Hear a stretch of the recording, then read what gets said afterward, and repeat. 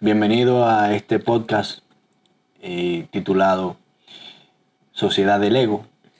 Eh, Te quise invitar como primer entrevistado y participante de este podcast para que hablemos de un tema muy particular, que sé que tú has tenido vivencias muy originales y auténticas de qué significa ser artista o qué conlleva Ujú, realizar o llevar a cabo un proyecto de arte, proyecto artístico. ujú. Entonces nada, mi hermano, bienvenido, Jochimelo. Es un placer tenerte aquí conmigo. Muchísimas gracias, José, por la invitación a este espacio, esperando que lo que yo pueda compartir aquí sirva de guía, en cierta medida, compartir mi experiencia, lo que he vivido yo, que de pronto la gente pueda sentirse identificado con, con mi experiencia como artista. Y nada, yo creo que pudiéramos comenzar. Es una pregunta bastante interesante lo que conlleva ser artista, lo que conlleva mantener un proyecto artístico. ¿Cuáles son las cosas que uno enfrenta en ese caminar? Eh, Tú sabes que las experiencias son únicas de cada persona, pero sé que también le pueden servir como fuente de inspiración y de conocimiento el ver la trayectoria que ha tenido que transitar un artista para llegar en el lugar donde está, y uno no, vamos a decir, no, como que no cometer los mismos errores, vamos a decir, Sí, verse en el espejo de esa persona, nosotros mismos que consumimos otros artistas y que de pronto vemos la carrera de ese artista, tener la experiencia o la oportunidad de ver cómo él lo logró, es un insumo interesante. Así que lo que yo pretendo es hablar de mi vida y de mis reflexiones. correcto. Esa es la idea, porque realmente eh, partiendo de hechos reales, todo el que nos está escuchando va a ver que cada uno de los éxitos que uno puede ver en cada ser humano viene consigo con una experiencia Ujú. que lo llevó a tener ese éxito. Y para eso yo quisiera saber cómo fue que tú te involucraste en el hecho de la música, de cómo te convertiste en artista, si eso fue lo que tú siempre quisiste. Eso yo te puedo decir que en mis inicios no estaba muy claro. Yo soy oriundo de un municipio que era un batey en aquel entonces, el municipio de Montellano, en Puerto Plata. Y yo te puedo decir que sí, desde muy joven estuve involucrado con la música, pero no necesariamente yo tenía en ese momento, eh, allá en Montellano, quizás como la visión de ser artista. Eso eso yo no recuerdo qué pensaba en ello. Sin embargo, tenía inquietudes. Yo me veía en la escuela, recuerdo, eh, mientras mis compañeros, por decir algo, estaban tomando educación física, yo estaba con una guitarra Ok, en el bachillerato. Entonces mi vinculación con la música viene pues a partir de la iglesia. Ahí nace todo. En la iglesia, ya sea como tocando guitarra o batería.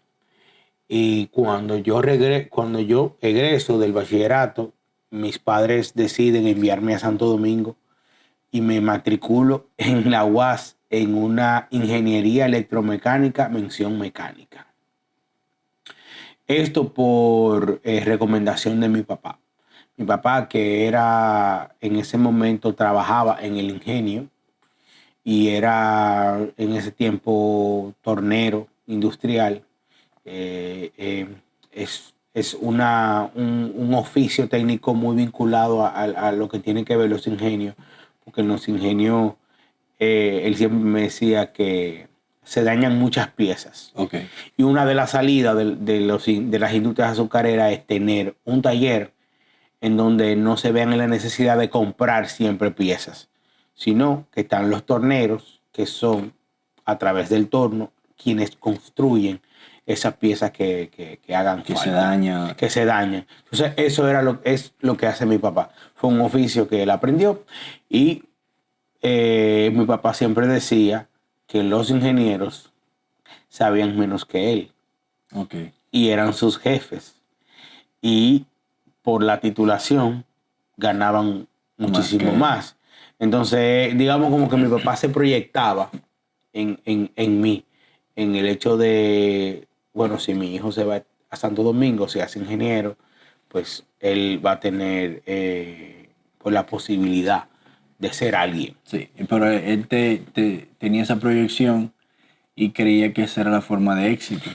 Sí, esa era la fórmula de éxito que él tenía. Sí. Pues, según su contexto social. Sí, además tú sabes que nuestros padres son de una generación en donde tener un empleo estable es sinónimo de éxito. Además, te estoy hablando de un contexto de un batey.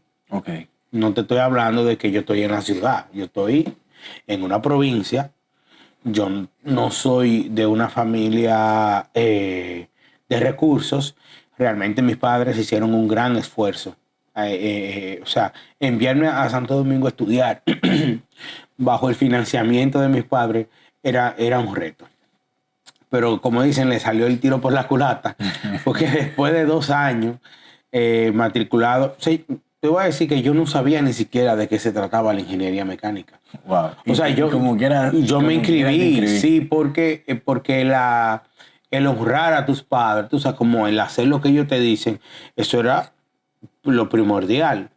Pero en la adolescencia, en la juventud, uno toma riesgos. Cuando uno está solo, cuando yo me vi solo en Santo Domingo, me matriculé en esa carrera. Me acuerdo como ahora esa super fila que hice en el comedor de la UAS. Recuerdo llegar a Santo Domingo esa noche. Recuerdo que me pasaron a buscar en una onza. Y le estoy hablando de una persona que era prácticamente su segunda vez en la capital. Yo había venido a la capital a la casa de una tía, pero era la única vez que yo me había separado totalmente de mis padres. Y vine a Santo Domingo y tuve esa experiencia. Recuerdo esa fila y cuando me iba te daban como un formulario, sí, y ponga ahí la carrera. Y recuerdo como ahora, cuando yo estaba llenándolo, ingeniería electromecánica, y me dijeron, ¿pero qué mención? Porque hay 2 menciones. Y yo, ¿cuáles? Yo no sé. Dice, ahí está la eléctrica y está la mención mecánica. Y yo dije, me acordé de la mecánica porque eso es lo que yo entendía que hacía mi papá. Yo tampoco o sea, te cuento lo de mi papá ahora, pero en ese momento yo no tenía muy claro qué era lo que papi hacía. Okay. Yo ahora es que lo entiendo, pero en ese momento yo sabía que él trabajaba en el ingenio. O sea que mi papá tampoco nos involucró con su oficio. Tomó la decisión, me inscribo, ya estoy en la universidad, comienzo a tomar materia. 2 años después, yo decido cambiarme de carrera a escondidas de mis padres. A escondidas porque yo no se lo informé que me iba a cambiar. Yo me cambié y en el último semestre yo vi cuál era la última materia que era común con la carrera que yo iba a seleccionar y tomé un semestre completo con una asignatura. Con una sola asignatura. Y le estoy hablando de una persona que lo estaban financiando. Yo soy hijo de un tornero y de una maestra. O sea, yo no tenía un vaqueo. Señor, estoy estudiando en una universidad pública, de hecho, y como la UAS. Cuando mis padres se enteran que yo me cambié de carrera, porque yo tenía un compañero de habitación que era también de mi comunidad, y es él el que le da la voz de alerta a mis padres. Me dice, yo veo a Jochi raro, no está cogiendo clases, Jochi viene de noche aquí, yo no, como que no, es como diciéndole, yo no lo veo estudiando. Ajá. Mi mamá me llama y me dice, ¿qué es lo que te pasa, Jochi? Que yo he sabido esto, y yo fui frontal. Y dije, no, mami, yo no sé, yo no me siento en ingeniería mecánica, creo que eso no es lo mío.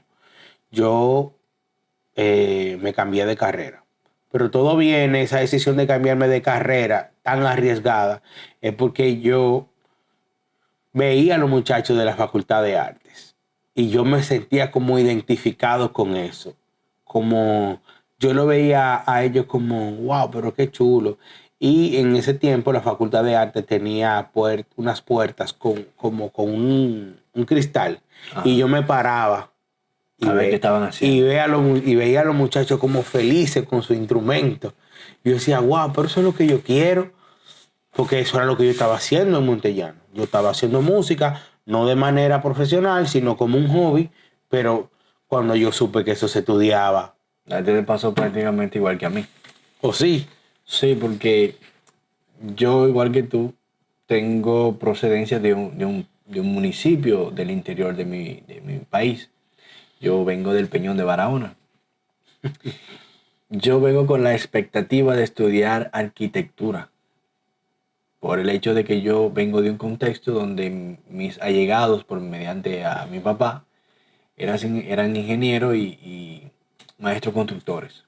Oh, vaya. Y como me veían dibujando, lo que ellos podían percibir era que el arquitecto era el que diseñaba y dibujaba. Y me llegaron a sugerir que estudiara arquitectura. Y de hecho, cuando llegué aquí a Santo Domingo, a la UAS precisamente, yo me matriculo en arquitectura. Y también, al año de haber ingresado a la carrera, yo voy a lo que se usaba anteriormente, o se usa todavía, lo que son las embajadas de los pueblos. Y cuando voy a la de mi pueblo, yo veo unos amigos que están trabajando con una técnica de dibujo, con un lápiz rojo que le llaman Toscan Red, de un personaje histórico como el Che Guevara. Y me llamó poderosamente la atención que yo le pregunto qué era eso y para qué era eso. Y me dice que eso es un trabajo que le habían asignado de una asignatura de dibujo y composición 2 de la Facultad de Arte, la carrera de publicidad. Eso me impactó mucho. Porque el arte a mí me gustaba, pero yo no sabía que eso se estudiaba. Yo vengo con la desinformación del campo, ¿verdad? Y aquí es que yo me entero de que eso era que se estudiaba. Que se estudia. Yo precisamente investigo de qué debo hacer para yo poder ingresar a esa carrera y hablo con mi mamá. Ella, de cierta manera, no veía viable de que yo me cambiara, pero ella me apoyó bastante y me dijo que realmente yo tenía ciertas afinidades porque siempre dibujé en el bachillerato y de pequeño tenía esa inclinación al dibujo, pero no era como carrera. Pero me apoyó. Y que para nuestros padres tenemos que aclarar que dibujar no es una carrera profesional para nuestros padres. No, porque realmente el riesgo dice porque eso no se vive. Sí, y lo mismo los músicos. O sea, mi padre igual. No veían eso. Aunque yo di tanto a luces, o sea, yo después decía, pero ¿cómo fue que mis padres nunca se dieron cuenta? Que lo mío estaba vinculado con el arte, de alguna manera, porque siempre se vio. Yo recuerdo presentaciones en el colegio, que si había que cantar me buscaban a mí. Recuerdo que si había que tocar me buscaban a mí.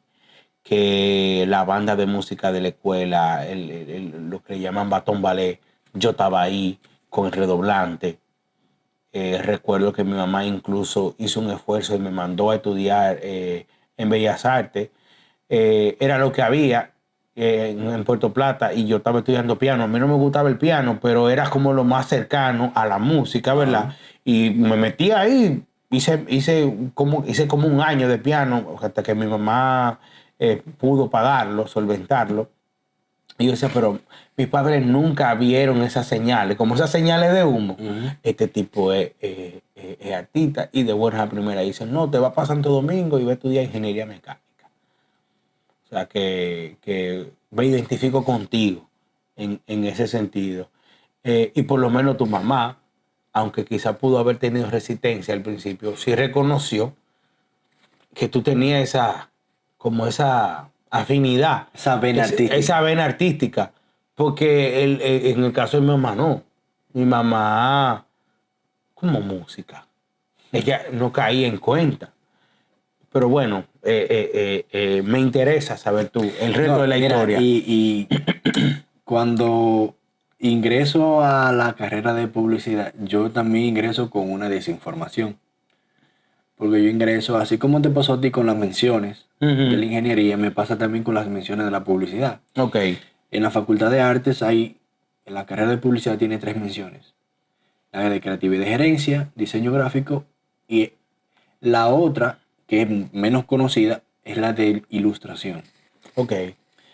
Entro a la carrera de publicidad, mención creatividad y gerencia, y por las orientaciones de uno de los maestros que me había tocado en ese semestre, yo llego a la conclusión, por las mismas pláticas, de que no es la mención que a mí me gustaría cursar.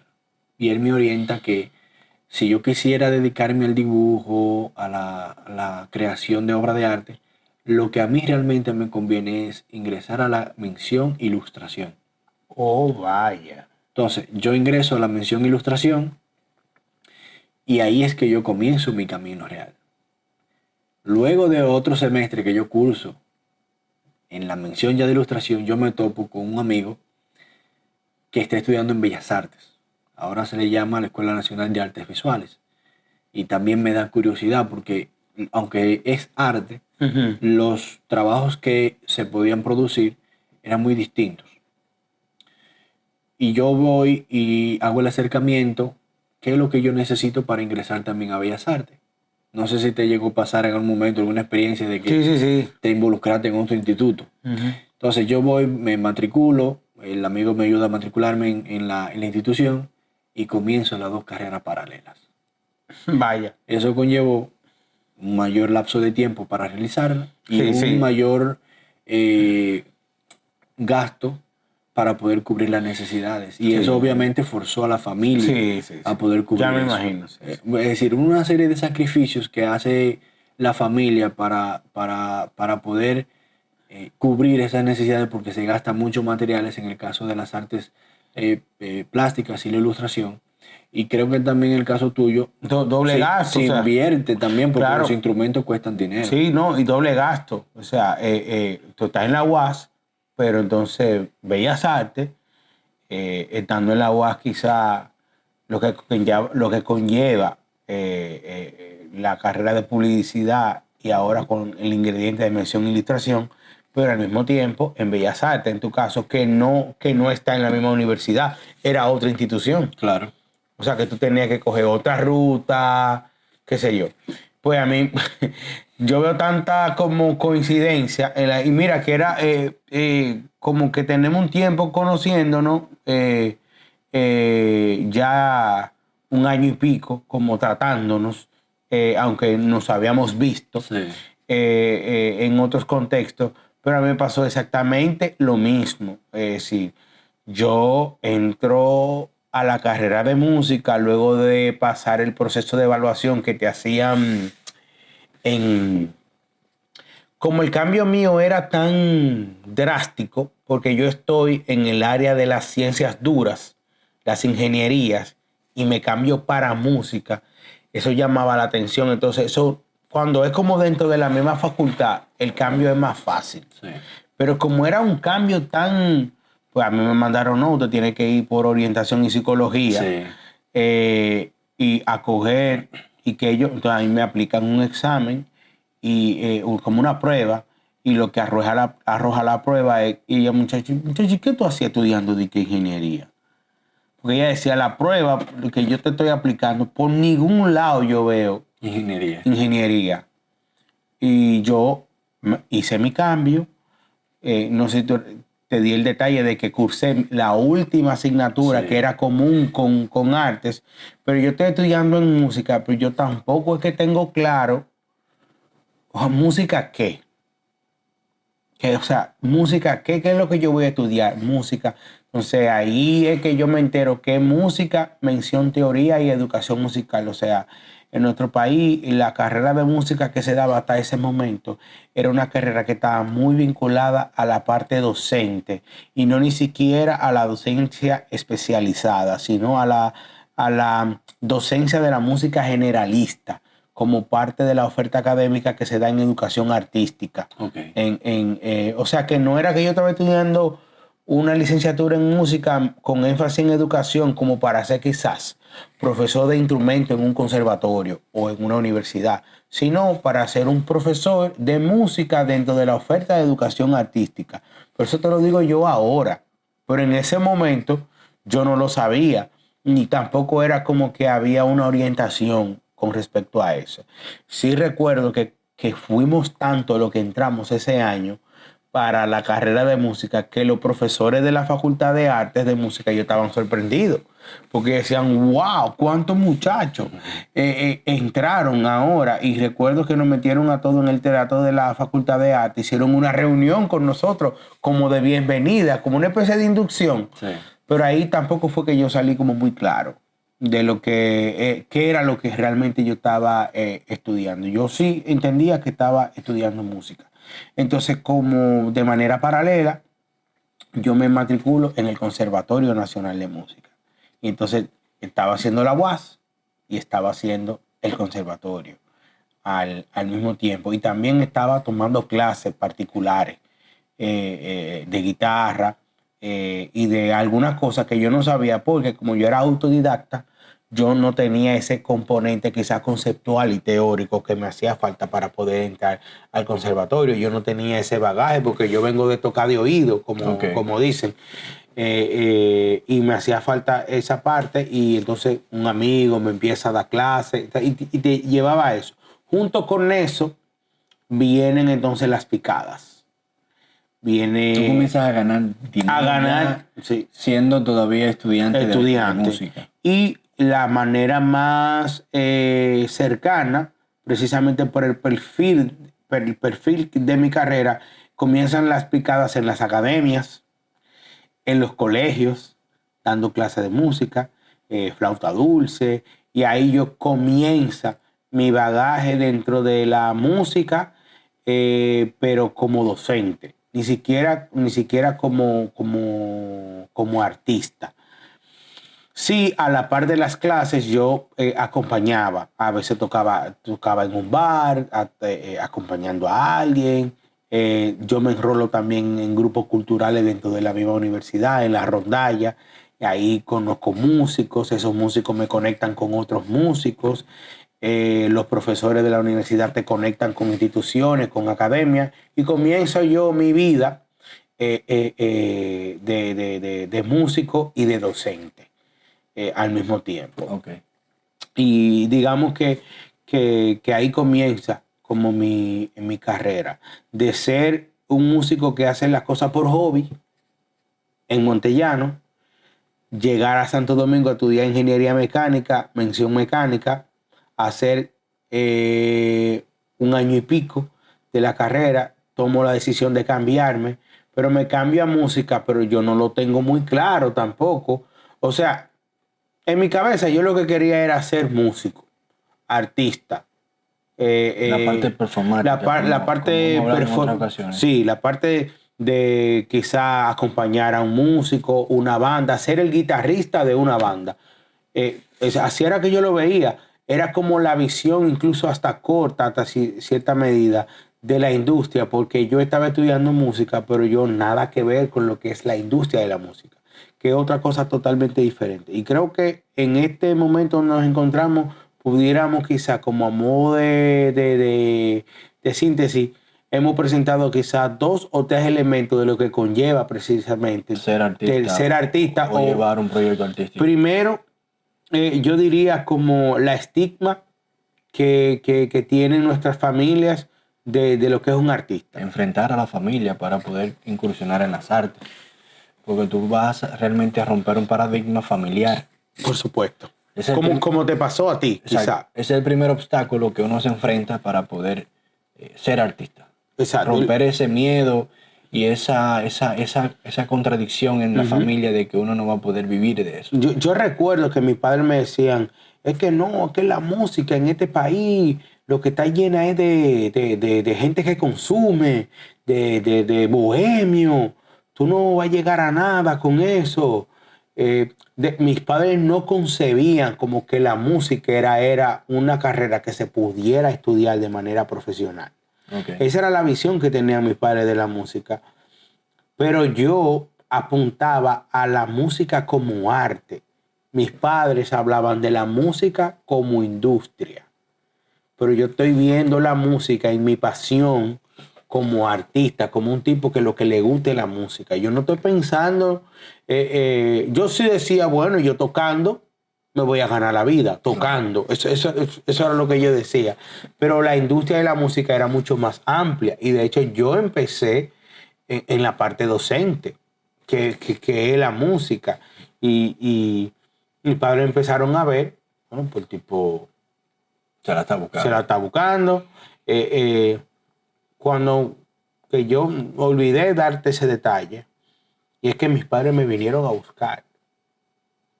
Cuando yo decido que yo digo, no, yo voy a estudiar música, mis padres hicieron un viaje a Santo Domingo, mi papá y mi mamá. Este muchacho se volvió loco, hay que ir, hay que ir a rescatarlo. Vinieron los dos, mi mamá tenía una cita médica, recuerdo, y vinieron, y mi papá vino con una actitud hostil, o sea, tú recoge que tú te vas para Montellano. Yo no voy a estar, yo recuerdo que sus palabras eran, yo no voy a estar pagando la universidad a vago. A ese nivel. Y yo dando gritos, porque yo no tenía medio. Estoy en Santo Domingo, pero no es que yo tengo de que la capacidad de que voy a tirar para adelante yo. Yo me tuve que meter el rabo entre la pierna y empezar a recoger mi bulto. Y viene mi mamá. Mi mamá sale de su cita médica y cambia el panorama. Mi mamá dice, ¿eso es lo que tú quieres, mi hijo? Le dije, yo dando gritos, sí, eso es lo que yo quiero ser músico. Hablan incluso con los compañeros míos. Mi compañero y ellos le dijeron, es que ese tipo no floja esa guitarra. Eso el día entero con esa guitarra. Y él es bueno. Nosotros vemos que él tiene talento. Él canta muy bien. Que esto, que lo otro. Y eso es con la guitarra para arriba y para abajo. Y ustedes saben, la juventud, de hecho, yo me veía como raro entre mis compañeros de ingeniería. Como que yo era el tipo de la puca, el tipo con el afrito, una guitarra cogiendo clase de dibujo técnico. Y eso como que no le cuadraba. Eso es como que claro, tú estás fuera acá, pero tú ves los muchachos de ingeniería. Tú no cuadras. No. Entonces yo como que, pero tú estudias ingeniería. Porque tú me das como que tú eres como de arte. Sí. Me decían a mí. Para que tú veas que a veces hasta por la ropa. Esas etiquetas que tiene nuestra sociedad. Sí. Y pasó eso. Y recuerdo que mi mamá dijo, mira lo que vamos a hacer. Termina este semestre, pero es el último que te vamos a pagar. Que nosotros te vamos a financiar. Wow. Tú tienes que buscar qué hacer. Ya nosotros no nos vamos a meter en eso. Te vamos a permitir que estudies lo que tú quieras, pero no a costa de nosotros. Exactamente. Wow, qué fuerte. Entonces, ese es un detalle que yo quiero dejar aquí. Que lo que conlleva ser artista o defender un proyecto artístico, conlleva es asumir incluso, defender tu pasión por encima incluso de lo que te puede dictar la sociedad o hasta tu familia. Claro. Es renunciar incluso hasta eso, a la cobertura de tu familia. Yo sé que hay gente que quizás no va a ver esto No, y que no haya pasado por no alguna situación. sí, y que quizás no hayan tenido de que unos padres que hayan tomado la decisión de enviar a su hijo a la universidad. Pero mis padres, cuando vieron eso, ellos querían un ingeniero o un médico. Cuando este tipo dice que va a ser músico, dicen, no, yo salgo de la ecuación. Usted quiere ser músico, haga ser músico. Pero nosotros no nos vamos a meter en eso. Y eso me obliga incluso a tener que irme del lugar donde yo estaba viviendo. Porque yo no tenía los medios, entonces, para seguir pagando. ¿Qué te parece? Sí. Pero yo te voy a hacer una pregunta. ¿Tú crees que esa condición que tú pasaste te permitió ser mejor de lo que tú esperabas ser? Sí, por supuesto. Por supuesto, porque eso se convirtió en una motivación. En una motivación de demostrarme a mí mismo y demostrarle a ellos que yo me iba a hacer músico y que yo iba a vivir de la música. Y Es decir, que es decir, eso también conlleva, es otro punto, es asumir un compromiso. sí, Es decir, tú enfrentas una situación de que tú vas a luchar por lo que quieres, uh-huh, pero también tú asumes un compromiso de hacerlo bien. Y sí, hacerlo de esa manera porque tú tienes que hacer valer de que tú lo estás haciendo por algo. sí, y que vale la pena, ¿eh? Que vale la pena, que era mi pasión, pero que yo incluso tenía que demostrarle que no iba a ser solamente mi pasión, sino que iba a ser mi modus vivendi, que es la manera en cómo yo me iba a ganar el pan. Porque la preocupación de los padres es válida. Yo ahora, a mis años, puedo comprenderla ahora que soy padre. Puedo comprender la reacción de mis padres en ese momento. Puedo entenderlo. Quizás no la comparta. De pronto mi experiencia, ahora yo, si mi hijo decide, por ejemplo, estudiar una carrera artística, yo pudiera orientarlo de otra manera. No, por ejemplo, con esa resistencia que tuvieron mis padres, porque esa resistencia lo que provocó en mí fue una mayor como decisión, Sí. esa rebeldía de la juventud. Ah, ustedes no quieren, yo la voy a estudiar por encima de ustedes. No me importa. Cuando llega mi mamá y dice, yo te voy a dejar, estudia, termina este semestre, pero ya no cuente con nosotros. Tú tienes 20 días. Creo que yo te voy a dar un mes para que tú... Y mentira, me dio más. Mami decía, el hijo mío, pero yo tenía la presión. Y entonces con eso llega que me llamaron allí, que ven que hay un party aquí, ven a tocar, que necesitan un profesor de música en tal academia.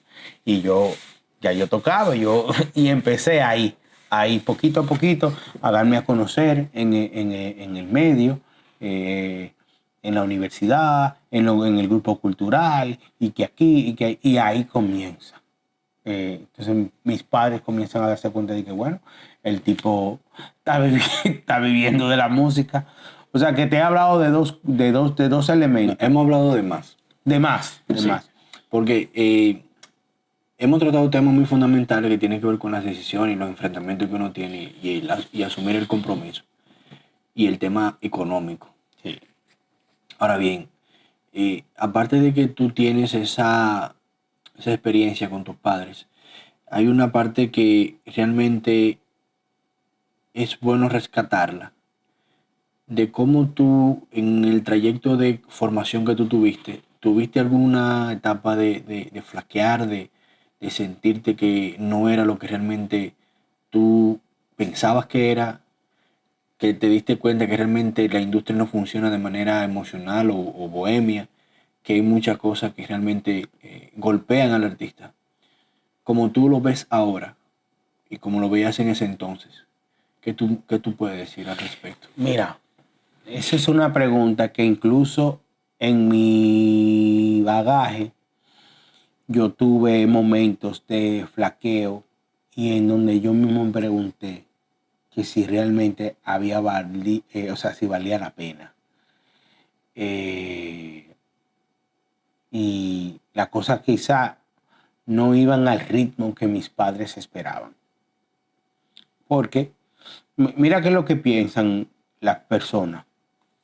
La gente entiende que, bueno, él se gradúa, consigue un trabajo, como él es profesional, ya, porque él se graduó. Ellos entienden que como que el título te va a abrir el empleo y que el empleo te va a traer todo lo demás. Y hemos visto que no es que así. Eso no funciona. Que eso no funciona así. Exacto. Pero ese es el pensamiento de muchos padres, que entienden que el secreto está en tú te haces de un título y tú te metes en una empresa a trabajar. Nuestros padres no piensan en el emprendimiento, pero tampoco las universidades te forman para ser un emprendedor.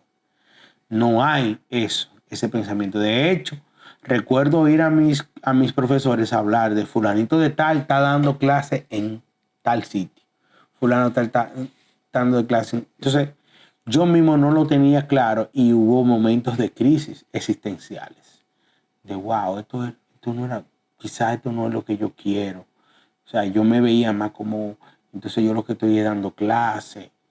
Wow. Con eso no quiere decir que era que yo tenía, que me llovían las ofertas de tocar en grupos. Porque dentro de la música hay mucha competencia. Sí, claro. Hay mucho, o sea, como guitarrista, habían 300 como yo. Yo tenía que romper brazos con ellos. Y lo que conllevaba, por ejemplo, tener un instrumento profesional. Esa es otra cosa que te quería preguntar. Ese gasto de instrumento que tenías que hacer, ¿tú no se lo pedías a tu papá? No, yo recuerdo como hoy la primera vez que me compré mi propio instrumento. Fui a la 30 de marzo y pagué 11,000 pesos por una guitarra. La recuerdo como ahora. La tengo ahí esa guitarra. Porque ese fue el primer instrumento que yo me compré con mi dinero. Yo tenía una guitarra que era de un tío que me la había dado cuando yo me mudé para Santo Domingo, que vine a estudiar. Esa guitarra era de un tío, me dijo, llévatela. Eso no está haciendo nada ahí. Okay. Y yo vine con mi guitarra. O sea, fíjate cómo yo vine con mi bultico y andaba con una guitarra. Ay, y eso es lo que decía mi compañero. Él se pasa el día entero tocando. Ese tipo no tiene ingeniería. Yo lo veo que él coge clases, pero ese tipo yo no lo veo ni estudiando lo de él. Y recuerdo que cuando tenía mi guitarra se la devolví a mi tío. Tío, gracias por todos estos años. Esta guitarra, la amaba esa guitarra. Y compré mi guitarra. Y recuerdo que yo tenía una tía apoyadora y esa tía me trajo, recuerdo, un 4 puertorriqueño de Puerto Rico, un instrumento de cuerdas de la música folclórica puertorriqueña, que yo había conocido a través de la rondalla. Te mencioné que estaba en un grupo cultural. Y entonces, respondiendo a la pregunta, pues sí, muchas crisis, muchas ganas de devolverme para Montellano al ver que las cosas no iban quizás en el tiempo que yo quería, al ritmo que yo quería. Tenía que hacer mi fila. ¿Y tú crees? Porque a veces creemos que iban a ser instantáneas, como cuando me decían, no, tú vas a estudiar ingeniería, te graduaste, ya tú vas a tener el empleo ideal, vas a ganar tanto y con eso tú, o sea, como esa idea que tiene la gente de que tú tienes que estudiar una carrera que dé esa estabilidad. Eso no es así, eso no es verdad. En la vida real las cosas no funcionan así. Y la gente de lo que te dice y que no, por eso son los profesionales mediocres que no consiguen, porque entonces tú decías, tú sabes los abogados que yo conozco que están conchando. Conchando, sí. No sé si tú llegaste a escuchar eso. Sí, claro. Tú sabes los ingenieros que yo conozco que están ganando 20,000 pesos por ahí. O taseando. O taseando, por ejemplo. Y yo decía, no, pero es que yo veo todo. Si el tema es dinero, no hay nada que donde haya más dinero que no sea en la industria del entretenimiento. Sí. Yo decía, la música. Yo decía, pero miren a fulano y a Perencejo y a todos esos músicos que yo conozco, ahí no hay nadie que sea un muerto de hambre. O sea, porque yo lo que veía cuando empecé a estudiar ya era ser artista. tener una propuesta o ser el músico acompañante de un artista de renombre, lo cual no es fácil. Entonces yo te compartía que si yo hubiera tenido la madurez que tengo hoy y el conocimiento que tengo hoy en ese momento donde yo tomé la decisión de estudiar música, quizás yo me lo hubiera pensado. Yo creo que, yo te voy a ser sincero, yo creo que tú, asegurándote no un 100%, un 98%, tú hubieses tomado la misma decisión. Porque el hecho de que tú tengas en esencia esa chispa, esa melodía por dentro que, Sí. claro, aunque tú conozcas realmente esa realidad, tú volverías a enfrentar el mismo proceso.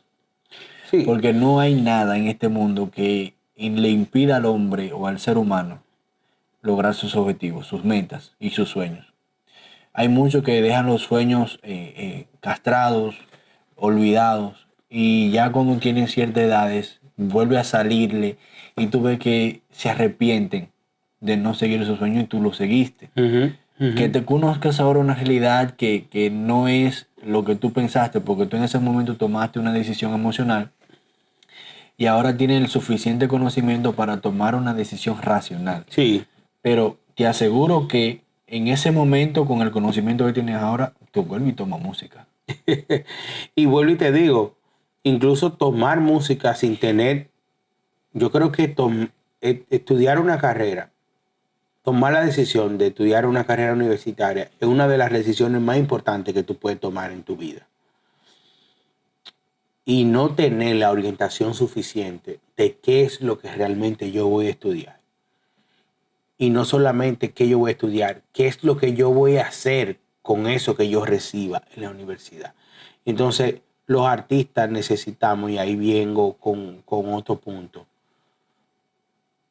Yo sé que en el momento que estamos estudiando no tenemos la madurez para tener un plan.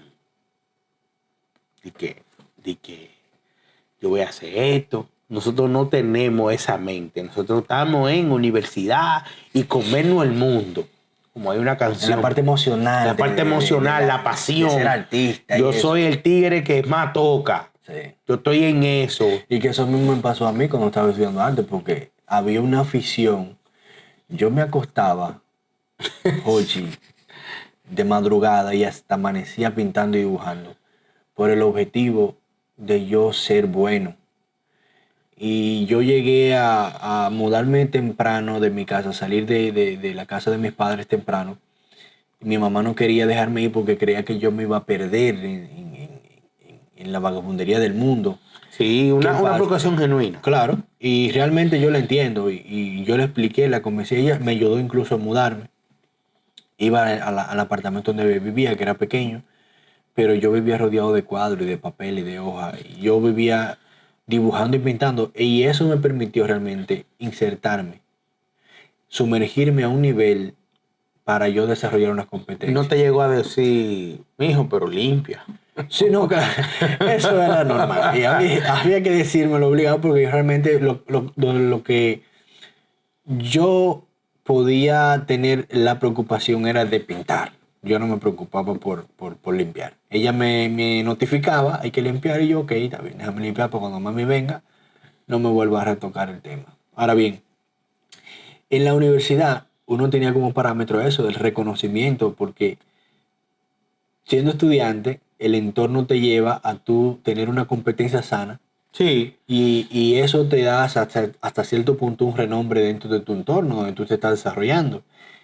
Y los profesores usaban en ese entonces, en el caso mío, que mostraban los trabajos que se realizaban en esa asignatura a los estudiantes que venían posteriormente a tomarla. Y eso iba tomando una fuerza en el caso de los que se destacaban y creaba un nombre.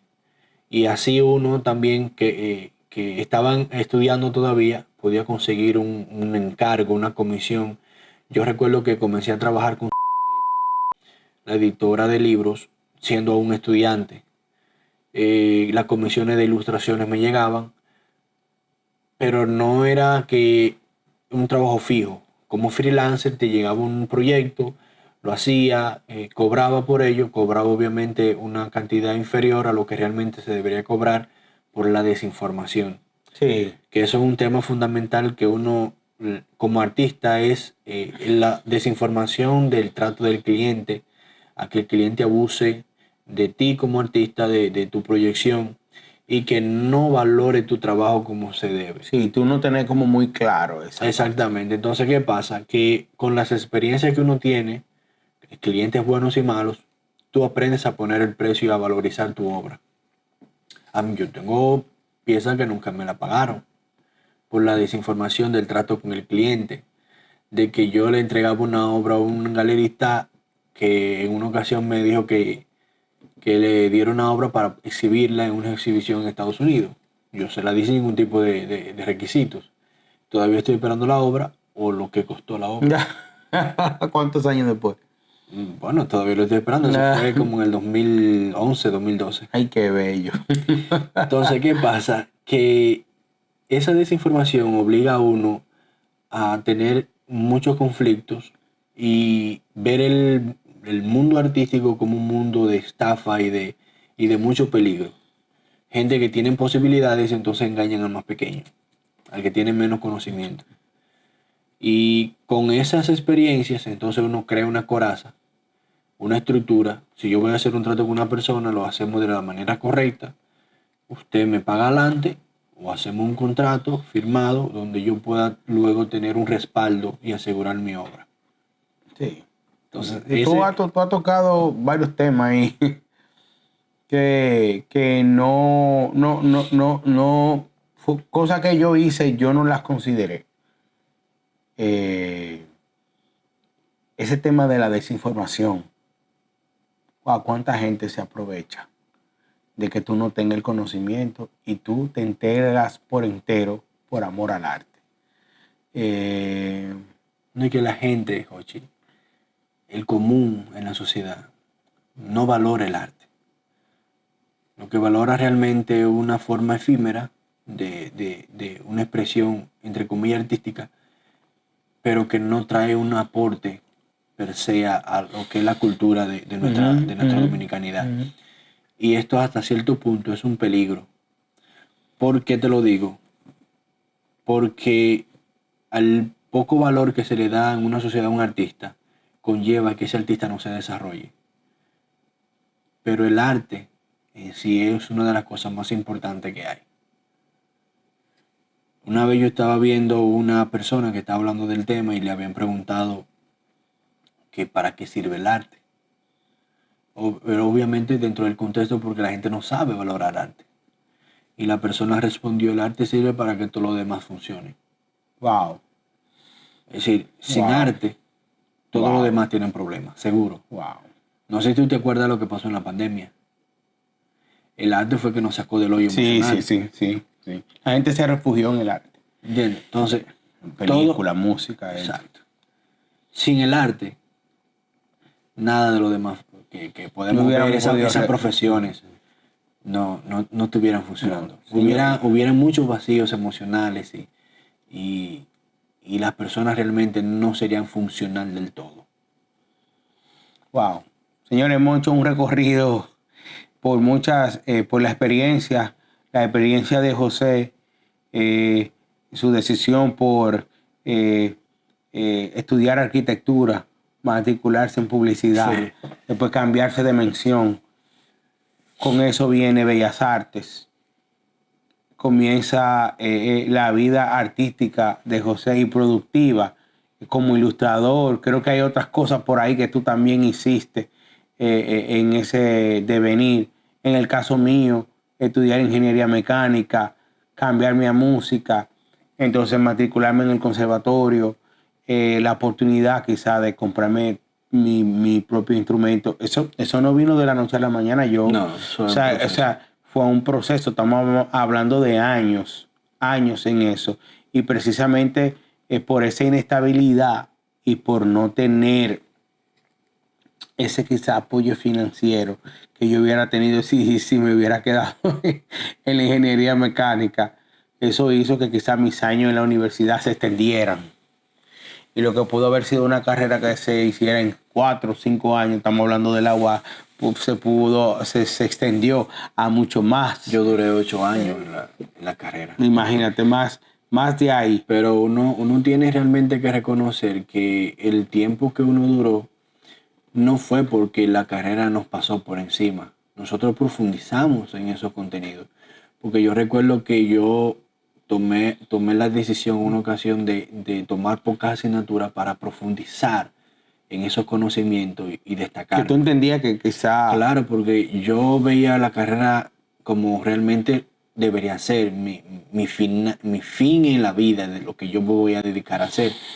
Yo veía la asignatura de anatomía y yo tengo que darle a esto porque aquí yo sé que la anatomía es compleja y yo en 4 meses no voy a dominar mucho esto. Voy a tomarla sola y voy a hacer trabajo, asignaciones. Si me piden 5 estructuras anatómicas, yo voy a hacer 2 o 3 veces más de lo que me piden, porque yo quiero profundizar en eso y darme bueno en eso. Wow. Y eso me permitió, aunque duré más tiempo, salir con unas competencias ya afianzadas y que cuando me enfrento al mercado, al mundo de productivo de las artes, puedo dar respuesta a lo que se me pide de manera rápida. ¿Entiendes? Entonces, viendo esta situación, el tiempo que nos conlleva a nosotros poder dar un resultado como artista y como un proyecto artístico de vida, nosotros tenemos ya familia. Sí. Tú tienes 2 hijos, yo tengo 3, tu esposa, mi esposa. ¿Cómo es para un artista enfrentarse a sus propios proyectos, sus ideas creativas? ¿Y cómo es también visto por nuestra pareja y por nuestras familias? ¿Cómo nosotros convivimos con eso? En el caso tuyo, ¿cómo tú lo llevas? Tú sabes que la decisión de formar familia, siendo músico, y no un músico pegado, sino un músico que está labrándose un sitial dentro de la palestra y tomar la decisión de formar familia, conlleva entonces asumir el rol importante, que si tú dices que te vas a casar y vas a tener hijos, entonces tú tienes que convertirte en un proveedor. Entonces ya no es el muchacho bohemio que lo llamaron y le dijeron, mira que no se hizo el dinero con la boletería. ¿Cómo que no se hizo el dinero? ¿Y mi cuarto? No, que mira que yo queremos que tú toques, pero que no hay patrocinador. No.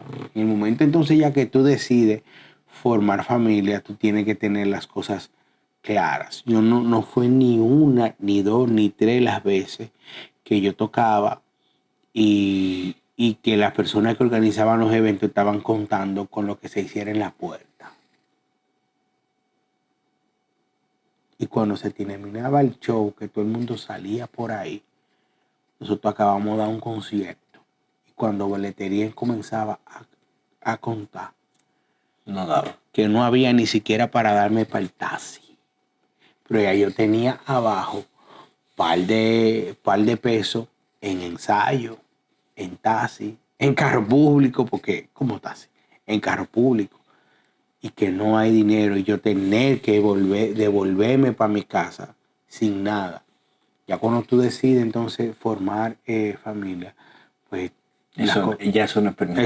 Eso no es permitido. Ya yo no puedo ir a tocar, sí, porque me gusta. No, ya ese amor al arte no existe. No. Entonces, convivir con esa, digamos, con esa realidad de que yo tengo que proveer, pero yo debo también mantener como mi esencia como artista. Eso provoca que de alguna manera, no es que tú le pierdes amor al arte, sino que tú te vuelves quizás más cuidadoso y más celoso de lo que tú haces. Y ¿Tú crees que tú te valoras más ya con tu familia? Sí, por supuesto, porque ya tú tienes una cosa que es un riesgo. Yo no puedo hacer esto porque yo necesito llevar comida a mi casa. Es que eso no es a lo loco. Es que no es así. Y todavía, yo te voy a contar una anécdota. En pandemia yo me estaba volviendo loco. Porque yo no estaba tocando. Y en pandemia yo había lanzado un álbum en enero del 2020 y el país lo cerraron en marzo, febrero, no tengo claro. Y ahí yo tenía cosas conversadas con festivales. Y al cerrar esto del COVID, eso a mí me dio un down.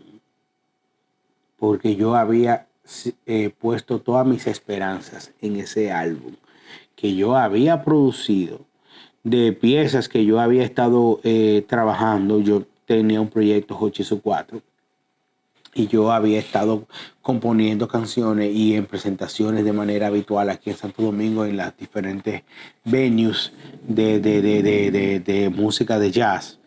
Y hago un álbum con mucho esfuerzo, grabo ese álbum y yo tenía todas mis esperanzas en ese álbum. Yo decía, ese álbum va a traer festivales, presentaciones y mi vida va a cambiar. Pero no, ya yo tengo un niño, ya yo tengo esposa, ya yo tengo responsabilidades de una casa, un vehículo, los gastos y todo lo demás. Y cuando viene pandemia, yo recuerdo que yo anhelaba tanto tocar. Yo anhelaba tanto volver a tocar con mis amigos, con mis músicos, que yo tomé la decisión de tocar en lugares gratis. Wow. Aún teniendo familia y teniendo, pero era un escape. Y mi esposa en ese momento decía, mira, yo sé que tú lo que quieres es como porque tú estás encerrado aquí y tú necesitas escapar. Y yo tenía el instrumento, pero no era lo mismo. O sea, a mí me hacía falta, porque en música es como diferente el asunto. Y recuerdo, José, verme nuevamente en esa situación y yo me cuestioné a mí mismo y dije, ve acá, pero yo estoy como cuando tenía 25 años. Y esa locura. Aquí estoy yo tocando gratis. Y en mi casa, no.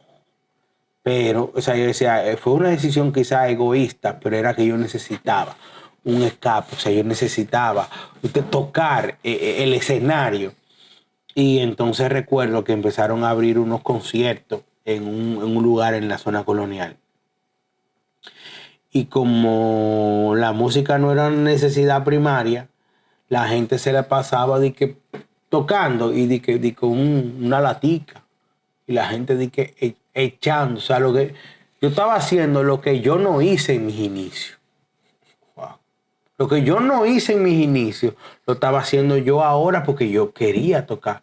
Y le decía a los muchachos, señores, vámonos juntos a tocar y nos lo repartimos ahí, lo que sea que nos ganemos. Y lo llegué a hacer como 2 veces. Pero no obstante a eso, abrió un restaurante en esos tiempos de pandemia 2021-2022 y yo me fui a tocar ese restaurante. Y recuerdo como ahora que el dueño del restaurante, bueno, el director, el gerente decía, Juchi, pero ¿qué vamos a hacer? Aquí no hay nadie. Y yo le dije, no, yo estoy aquí. Y con mi adrenalina allá arriba, porque yo tenía que tocar. Yo decía, no, dígale a la gente de la cocina y a los mozos que vengan para acá, que yo voy a tocar. Y él se echó a reír. No, porque yo no puedo hacer esto, esos son mis empleados. No, ¿a quién le voy a tocar? No, lo que te quiero decir es que lo dejemos para otro día. Es que no, yo estoy aquí ya. Dígale. Y él me hizo el favor porque él vio y me convocó al chef, a los cocineros, y yo le toqué al personal. Y yo me sentí tan bien. Y él dice, recuerdo yo que me dice, José, pero lo que se hizo fue tanto. Estamos hablando de esos controles que habían en pandemia, de tal hora a tal hora, con los horarios, de la cantidad de personas. O sea, estamos hablando de ese contexto, ¿no? Sí. Lo que se hicieron fueron 4,000 pesos, creo que fue que él me dijo. Y el acuerdo era que él me iba a dar un porcentaje de lo que se hiciera. Cuando él vio la cifra tan pírrica, dice no. Él me dijo, no, mira, vamos a hacer algo. Dime cuánto me cuesta y yo te lo voy a pagar. No, yo no puedo. Después de este show que tú acabas de hacer aquí, porque yo le toqué mi repertorio Completo. y él se me acerca y me dice, no, es que no puedo. Era una persona con un alto sentido como de la justicia. Ajá. Y venía de otro contexto, había tenido muchos restaurantes fuera de nuestro país y tenía como cierto respeto por los músicos, el arte, él como... Tenía cultura. Sí, tenía como eso. Y yo me sorprendí a él decir, no, dame el número de cuenta, dile a los muchachos y le pagamos. Los muchachos incluso se sorprendieron porque yo le había dicho, señores, no vino nadie. Y el pago iba a ser conforme al consumo, a lo que se consumiera. Y habían 2 o 3 personas y ustedes saben que nosotros le tocamos fue a los empleados, muchachos. Eso me pasó como 2 veces. Entonces, lo que te quiero decir, a donde voy con todo esto, es que convivir con la pasión del arte y familia, a veces no siempre esas 2 cosas conviven. No, es que no es muy difícil. No es que digo que no sea imposible, es que es muy difícil cuando tú no tienes un plan. Correcto. No, pero mira, yo quisiera hacerte un abordaje de esa misma situación. Yo tengo prácticamente la misma situación que tú, pero uno tiene que a veces ser agradecido porque uno como artista es muy volátil y de cierta manera a veces es reactivo a la forma de tomar decisiones, impulsivo. Y la compañera que no me tocó a mí es la parte opuesta a mí. Si fuera por mí, yo tuviera un tipo nómada, viviendo en diferentes sitios sin ningún tipo de responsabilidad de que estoy atado a nada. Pero el tener esa compañera que me hace ese stop, me frena esa personalidad eh, derrochadora, hasta cierto punto desmedida, me ayuda a enfocarme y a cumplir procesos.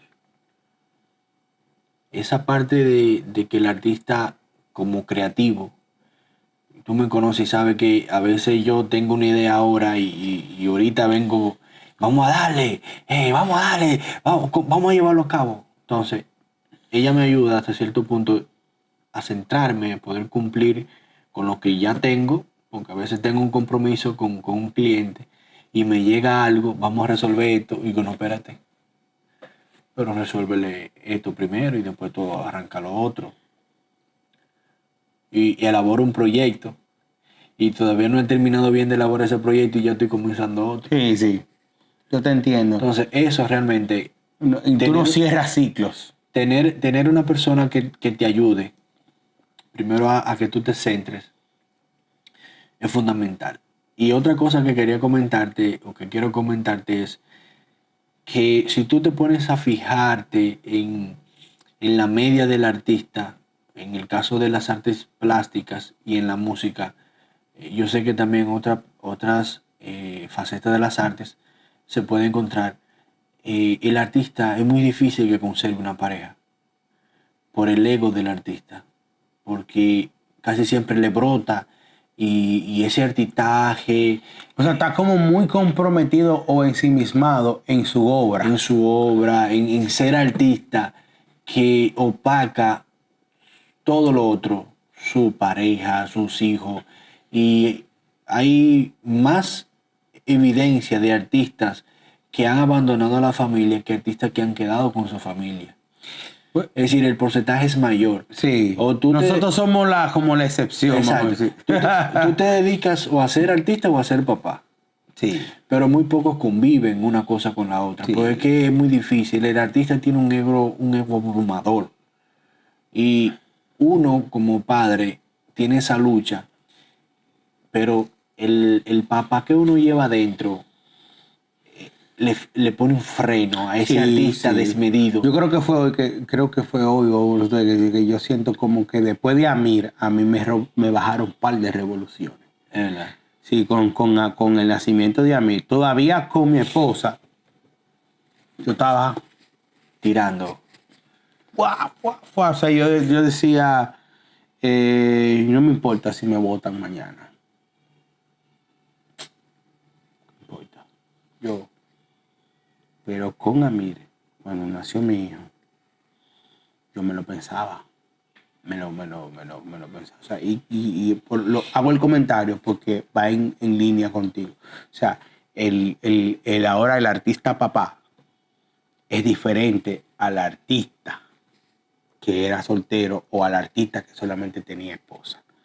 Ese niño vino es como a poner las cosas quizás En orden. en orden, porque el niño trae consigo unas responsabilidades.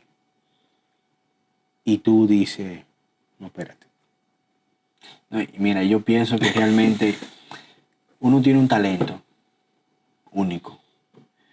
Y en vez de uno tener esa visión de que el artista debe brillar y lucrarse y darse sus gustos, vivir como un bohemio, yo considero que ese talento y esas habilidades, esas competencias que Dios nos ha permitido tener, son efectivamente para poder brindarle a esos niños que uno tiene y a nuestra familia una forma de vida especial también y ponerlos de cierta manera en el lugar que ellos merecen.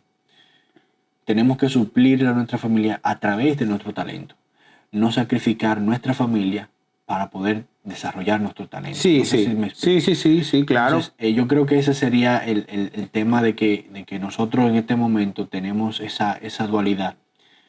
Somos artistas, nos encanta el modo de creación y el proceso creativo, pero a pesar de eso, nuestro padre que tenemos dentro es el que controla la parte del artista egocéntrico, Sí. que le gusta No, destacarse y brillar. y yo te diría también que parte de los escollos o de las cosas que se interponen en el desarrollo de un proyecto artístico o en ti como artista, yo diría quizá, y tú pudieras estar conmigo, la falta de disciplina. Sí, estoy de acuerdo contigo. La falta de disciplina hace que tú te involucres en muchas cosas, que comiences cosas y que no las concluyas. O que comiences cosas y tú no estés claro hacia dónde tú vas. La disciplina te ayuda a situarte. Y yo te digo que en esa edad de 20, 25 años, 27 años, yo era una persona muy indisciplinada. Me costaba a mí enfocarme en algo. Y yo recuerdo que eso incluso llegó a ser un factor que provocaba ciertos roces con mi pareja. Ella decía, es que yo siento que contigo como que yo no sé para dónde voy. Okay. Ella me lo decía así. Como era su manera de decir que yo te veo muy artista. El artista, y yo no veo como hacia dónde que tú estás apuntando. Y eso, las mujeres. Yo tengo una pareja que es médico, nada que ver con arte, ni con música. O sea, está en el área de la salud. Entonces ella decía, wow, o sea, que estoy con una persona que es emocional, que un día amaneció y se acostó a las 3 de la mañana porque tenía una idea y estaba componiendo algo y al otro día está, mi amor, mira, compuse esto.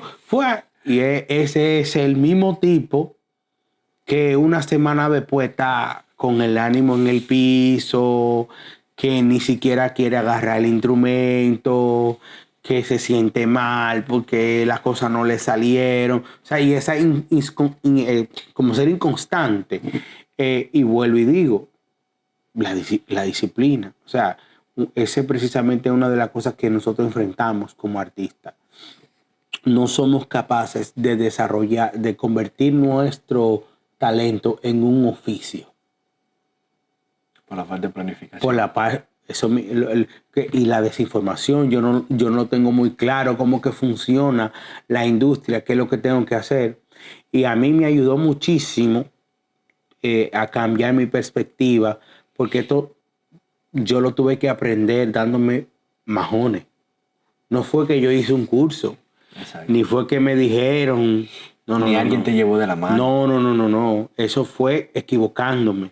Eso fue desilusión tras desilusión, fracaso tras fracaso. Y todavía estamos en este viaje. Yo no estoy diciendo que yo lo logré. No, estamos todavía. Ya estamos recorriéndolo y nos seguimos equivocando. Seguimos peleando con ese ego. Seguimos peleando con muchas veces quizá la inconstancia, el poco insistir.